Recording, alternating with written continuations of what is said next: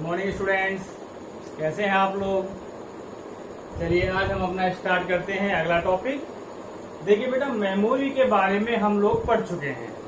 Computer memory क्या होती है, कितने प्रकार की होती है, रैम के प्रकार, रोम के प्रकार, ये सब चीजें हम डिस्कस कर चुके थे। और साथ ही साथ मेमोरी की जो यूनिट्स थी, मेमोरी की कौन कौन सी यूनिट होती है, एमबी, जीबी और टीबी, पीबी, वहां तक हम लोग पढ़ चुके हैं।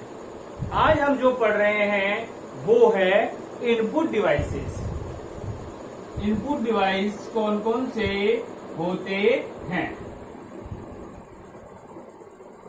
अब इनपुट डिवाइसेस की डेफिनेशन भी हम लोग पहले पढ़ चुके हैं। फर्स्ट वीडियो में मैंने आपको बता दी थी इनपुट डिवाइस की डेफिनेशन। लेकिन यहां हम जितने भी इनपुट डिवाइसेस होते हैं उनके बारे में वन बाय वन डिस्कस करेंगे।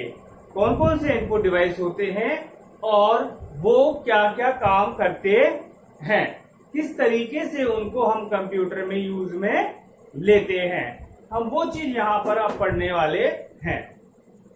एक चीज और मैं आपको आगे बढ़ने से पहले बता दूं बेटा कि जो हम अब पढ़ रहे हैं यहाँ पर, जो भी आपने पढ़ा है इंट्रोडक्शन सीपीयू या मेमोरी आपने जो पढ़ा है, इनपुट डिवाइसेस जो हम पढ़ रहे हैं, ये वो टॉपिक है जो आपको आने वाले समय में बहुत ज्यादा काम में आने वाले हैं। ये 11th-12th में तो आपको काम में आएंगे ही आएंगे। इसके बाद भी जब भी आप 12th कर लेते हैं, 12th के बाद आप कोई भी कोर्स करेंगे, जैसे सपोज करो आप बैंक की तैयारी करते हैं या आप स्टेनोग्राफर की तैयारी करते हैं या पटवारी, किसी भी गवर्नमेंट एग्जाम की आप तैयारी करें। जीवन में किसी भी सरकारी एग्जाम की अगर आप तैयारी करते हैं तो आपको ये चीजें बहुत काम आती हैं। ये हर कंपटीशन एग्जाम में आप लोगों से पूछी जाती हैं और ये इतनी छोटी छोटी बातें होती हैं कि आप बाद में नहीं पढ़ सकते इन चीजों को। अभी से अगर आप पढ़ोगे तो आपको इस चीज का बहुत फायदा मिलता है। और दूसरी चीज मैं आपको और बता दूं बेटा, अब गवर्नमेंट एग्जाम जितने भी होते हैं, जैसे पटवारी के हो गए या बैंक वगैरह के हो गए, अब पटवारी का एग्जाम है, उसमें आपको एप्लीकेबल तब माना जाता है जब आप RSCIT कोर्स कर लेते हैं। अब ये कर दिया गया है इस साल से कि अगर किसी स्टूडेंट के पास 11th और 12th में, 11th और 12th में एक सब्जेक्ट अगर कंप्यूटर होगा, क्या होगा बेटा, अगर किसी स्टूडेंट के पास 11th और 12th में एक सब्जेक्ट अगर कंप्यूटर है तो उसे ये कोर्सेज डिप्लोमा वगैरह करने की जरूरत नहीं है, वो लोग डायरेक्ट अप्लाई कर सकते हैं। तो ये बहुत बढ़िया आपको इस चीज के लिए बेनिफिशियल चीजें हैं। चलिए और जैसे हम कंप्यूटर पढ़ेंगे और चीजें हम आपको बताते रहेंगे। फिलहाल हम वापस डिस्कस करते हैं हमारा topic computer devices, sorry input devices. अब इनपुट के बारे में मैंने आपको बताया ही था, जो भी इंस्ट्रक्शंस या इंफॉर्मेशन, जो भी निर्देश या सूचना जो हम कंप्यूटर को देते हैं वो इनपुट डेटा होता है। और जिन उपकरणों के माध्यम से हम देते हैं उन्हें हम डिवाइस कहते हैं या इनपुट डिवाइस। डिवाइस मतलब होता है बेटा उपकरण। कंप्यूटर के वो उपकरण जिनके माध्यम से इनपुट दिया जाता है, क्या कहते हैं हम, इनपुट डिवाइसेस कहते हैं। अब किन किन उपकरणों से, किस किस डिवाइसेस से हम इनपुट देते हैं वो देखते हैं। एक तो सबसे पहला और सबसे कॉमन है जिसे आप लोग सब अच्छे से जानते हैं, कीबोर्ड। कीबोर्ड सबसे ज्यादा काम में आने वाला इनपुट उपकरण होता है। एक कीबोर्ड में साधारणतः 106 के लगभग कीज होती हैं। वैसे तो हम कीबोर्ड के बारे में बहुत कुछ जानते हैं, लेकिन फिर भी जो इम्पोर्टेंट चीज है, कई कंपटीशन एग्जाम में जो पूछी जाती है वो जनरली यही होती है कि कीबोर्ड में लगभग कितनी कीज होती हैं। तो हमारे एक कीबोर्ड में लगभग 106 की होती हैं। हाँ, कई कीबोर्ड में इनसे 2 4 5 कीबोर्ड ज्यादा भी हो सकती है और कई में 1 2 कम भी हो सकती है। लेकिन ऑन एन एवरेज अगर हम मान के चलते हैं तो एक कीबोर्ड में बेटा 106 की के आसपास होती है। और ये बिल्कुल आपका जो टाइपराइटर होता है, आपका जो क्या होता है बेटा, टाइपराइटर जो होता है, टाइपराइटर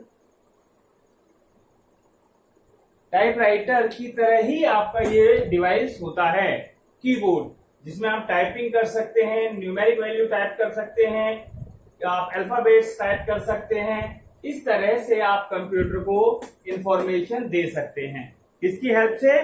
कीबोर्ड की हेल्प से। तो इसके बारे में वैसे आप लोग जानते ही हैं। तो अब हम अगला इनपुट डिवाइस बताते हैं आप। तो दूसरा जो इनपुट डिवाइस है बेटा वो है माउस। कीबोर्ड और माउस, जनरली इन दोनों के बारे में हम सभी जानते हैं। और ये दोनों कीबोर्ड और माउस ऐसे इनपुट डिवाइस हैं जो आपको हर कंप्यूटर में मिल जाते हैं। और ये दोनों इनपुट डिवाइसेस जो हैं वो लगभग जिन लोगों ने भी कंप्यूटर चलाया है सबने काम में लिए हैं। तो कीबोर्ड भी एक इनपुट डिवाइस हुआ और माउस भी एक इनपुट डिवाइस होता है। ये एक छोटा सा माउस जो है वो एक छोटा सा उपकरण होता है जिसके माध्यम से हम कंप्यूटर को कोई भी इंफॉर्मेशन देते हैं। अब देखो, जैसे माई कंप्यूटर ओपन करना है आपको, तो आप लोगों ने क्या किया, माई कंप्यूटर पर डबल क्लिक कर दिया। तो ये इंफॉर्मेशन आपने किससे दी? माउस से दी। तो माउस क्या हो गया? एक इनपुट डिवाइस हो गया। तो माउस के बारे में भी आपको ये चीजें पता है। अब जो पता नहीं है वो आपको हम यहाँ समझाते हैं। माउस जो है उसको 3 भागों में बांटा गया, या कह सकते हो माउस आपके 3 प्रकार के होते हैं। माउस के कितने प्रकार होते हैं बेटा? 3 प्रकार होते हैं। पहला है बॉल माउस, दूसरा है ऑप्टिकल माउस। पहला है बॉल माउस, दूसरा है ऑप्टिकल माउस और तीसरा है स्क्रॉल माउस। ये 3 हमारे पास माउस के प्रकार होते हैं। जनरली सबको पता है कि माउस क्या है, माउस क्या करता है, आप लोगों को पता है, आप लोगों ने भी यूज में लिया है। लेकिन जो चीज नहीं पता है वो ये है कि बेटा कि माउस हमारे 3 प्रकार के होते हैं। अब 3 प्रकार के माउस में सबसे पहले जो माउस आए थे वो है बॉल माउस। कौन से हैं बेटा? Ball mouse. तो बॉल माउस क्या होते हैं, अब आप इसको समझिएगा।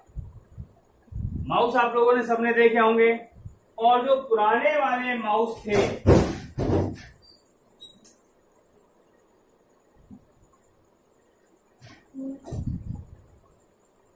माउस आप लोगों ने सबने देखे हैं। और जो इससे पहले माउस हुआ करते थे, बहुत पहले जब कंप्यूटर आपका स्टार्टिंग में ही था, डेवलपमेंट लाइन में ही था, उस समय जो माउस हुआ करते थे उसके नीचे एक छोटी सी बॉल लगी हुई होती थी। सपोज करो ये आपका माउस है, और अब ये माउस का बेस जो होता है ना बेटा, उस बेस के नीचे एक छोटी सी बॉल लगी हुई थी। और जैसे हम माउस को मूव करते थे, जैसे हम सरफेस पे माउस को मूव करते थे, तो उसके नीचे जो बॉल लगी हुई थी वो अंदर बॉल मूव करती थी और उसके सेंसर इंस्ट्रक्शंस को पास करते थे। तो बेसिकली ये कह सकते हो कि बॉल माउस में एक बॉल होता था छोटा सा, जो आपके सरफेस पर मूव करता था, और उस बॉल के ही डायरेक्शन में जो आपके कंप्यूटर स्क्रीन पर, मॉनिटर स्क्रीन पर माउस होता है, या आप कह सकते हो कर्सर। कर्सर जो होता है, कर्सर किसे कह रहे हैं हम? इस तरह से आपका एक एरो होता है जिसे हम कर्सर कहते हैं। तो ये जो कर्सर है वो जो बॉल लगी हुई होती है ना माउस के नीचे, उसके थ्रू ये, उसके हेल्प से ही ये मूव करता है। आप बॉल को इधर करेंगे आपका एरो इधर आएगा, आप इधर कर देंगे तो एरो इधर चला जाएगा। तो बेसिकली जो बॉल लगी हुई होती है बॉल माउस पे वो इसको मूव करती है। तो ये बहुत पहले आया करते थे। उसके बाद जैसे टेक्नोलॉजी आगे बढ़ी उसके बाद उनकी बॉल माउस का जगह किसने ले लिया? ऑप्टिकल और स्क्रॉल माउस ने। अब जो इसमें बॉल माउस जो होती थी उसके नीचे बॉल लगी हुई होती है, जबकि स्क्रॉल माउस में क्या होता है, जो आजकल आप लोग माउस देखते हैं, जो माउस आप काम में लेते हैं उसके ऊपर एक हर छोटा सा पहिया जैसा लगा होता है जिसे आप उंगली से इस तरह से घुमा देते हैं। कुछ इस तरह से आपका माउस होता है, यहाँ एक पहिया लगा होता है और यहाँ आपके दो बटन होते हैं, ये आपका राइट साइड वाला, ये आपका लेफ्ट। तो यहाँ साइड में एक आपका पहिया जैसा होता है जिसे आप फिंगर से इस तरह से घुमाते हैं, उसी को हम कहते हैं स्क्रॉल माउस। ये आपके हो गए स्क्रॉल माउस। और अब बात करते हैं हम बेटा ऑप्टिकल माउस की। अब हम यहाँ क्या बात कर रहे हैं? ऑप्टिकल माउस, जो आज के समय में सबसे ज्यादा चल रहे हैं, या कह सकते हो माउस के वर्ल्ड में सबसे ज्यादा जो काम आए हैं वो ऑप्टिकल माउस ही हैं। ऑप्टिकल माउस में क्या था बेटा? जो हमारा माउस था, सपोज करो ये आपका माउस है, इसके बेस में क्या लगा हुआ है? नीचे की साइड में बॉल लगी हुई है। तो अब वो बॉल हटा दी गई है, अब वो बॉल हटा दी गई है। अब उसका स्थान किसने ले लिया?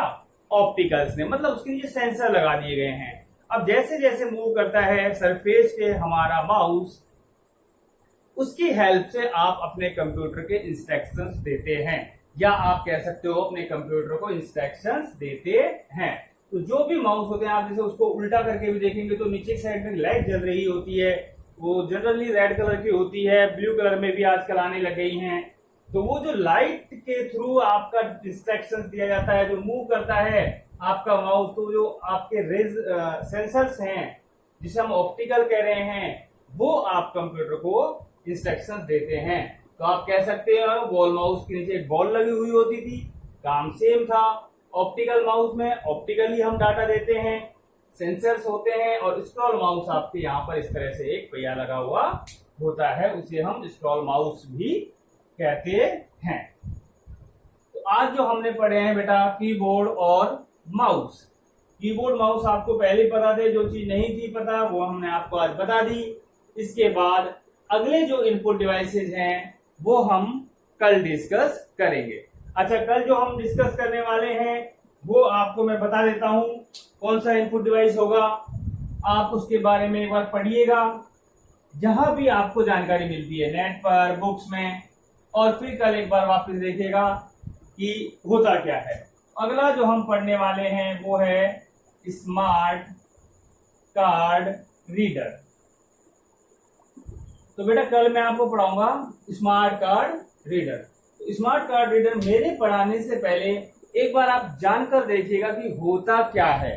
आपने शायद पहली बार सुना होगा स्मार्ट कार्ड रीडर, लेकिन मैं ये कहता हूं कि आप लोगों ने सबने ये देखा है और काम में भी लिया है, लेकिन आपको सिर्फ पता नहीं है कि ये होता क्या है। एक बार अपने पेरेंट्स से, भाई से या नेट से जहां भी आपको मिले, आप एक बार इसके बारे में पढ़ के देखना, आपको बहुत अच्छा लगेगा, आपको समझ में भी अच्छा आएगा जब मैं कल आपको ये समझाऊंगा कि ये होता क्या है। ठीक है बेटा, तो हम कल इस चीज को भी पढ़ लेंगे। Thank you.